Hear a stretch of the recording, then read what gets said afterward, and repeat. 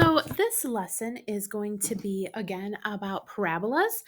Today, we are going to talk about parabolas that are in vertex form. So, this is a little bit different form. This is going to be what is called vertex form. As you can guess, it's going to hinge around the vertex. So, again, we're going to be finding the vertex and the axis of symmetry. We're going to talk about whether or not it has a maximum or minimum and which way the parabola opens. This is vertex form. So you can see that this looks a little different than standard form. And we always have the form y equals a times x minus h squared plus k. H and k are important because they are the vertex of the function. The A is important because that tells us which way it opens, up or down, and whether or not we have a maximum or a minimum. So let's walk through this one. I like vertex form because I feel like it's pretty easy because everything's kind of there. It's pretty explicit. So first thing we want to do is we want to figure out what is H, what is K, right? So H and K. And notice that the form is always x minus h. I like to think of it as you take the opposite of what's in the parentheses. We don't have an a, which means that it's understood to be 1. So let's start with our vertex. Our vertex is going to be h, then k. So 2, then 10.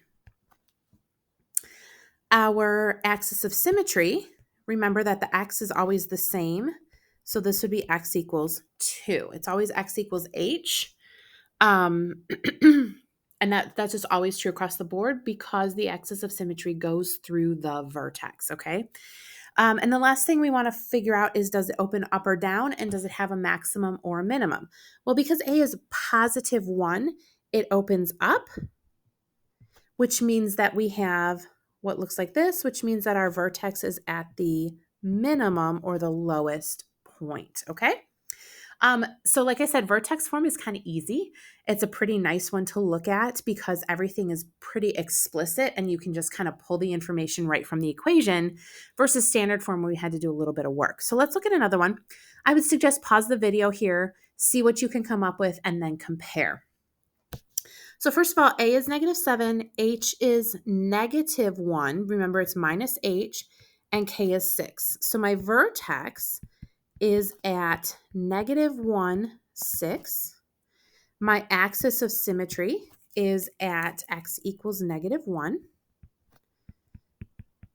And because my A is negative, the graph opens down,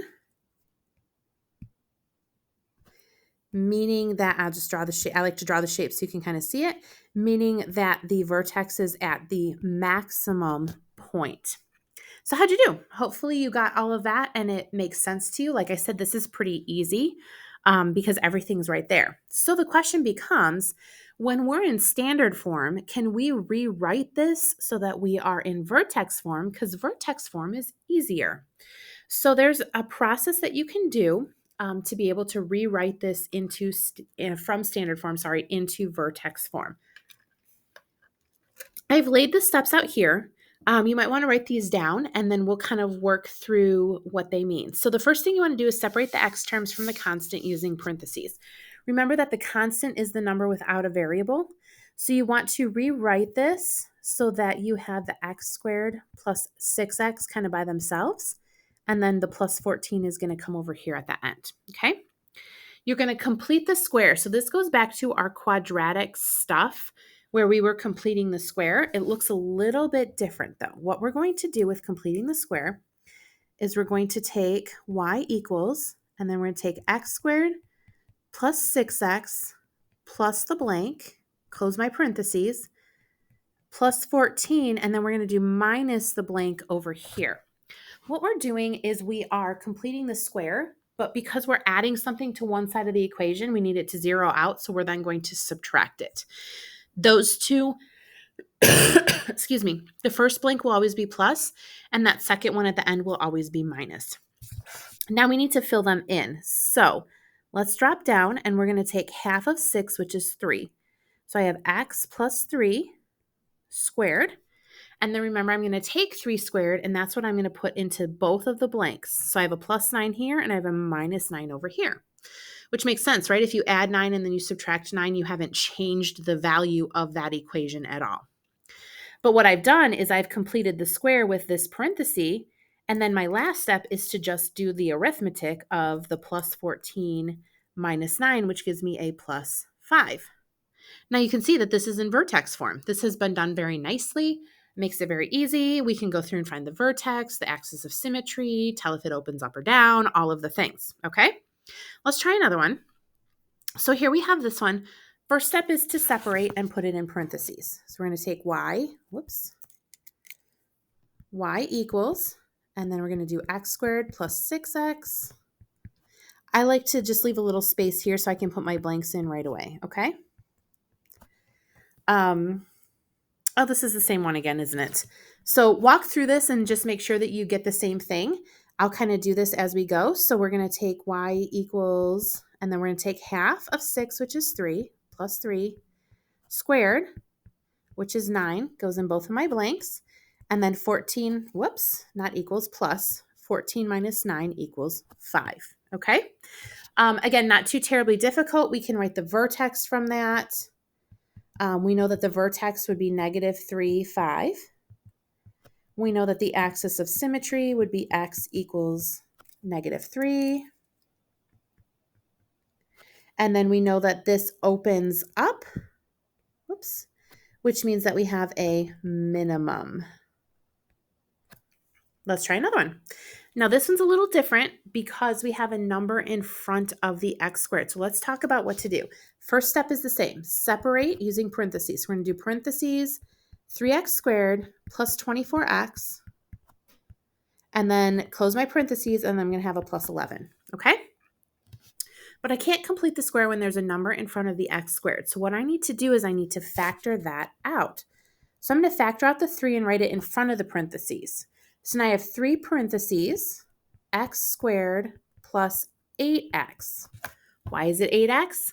Because when I factor the 3 out of both of those terms, 3 from 3x squared is x squared, and 3 from 24x is 8x. That's super important. Do not forget to factor that 3 from both of those terms, okay? And I'm going to add in my blanks as well, just to kind of set up my format. And now I'm going to complete the square. That 3 hangs out in front of the parentheses, okay? So I'm going to take half of 8, which is 4, so plus 4. And I'm going to square the 4, and that goes in my first blank, plus 16.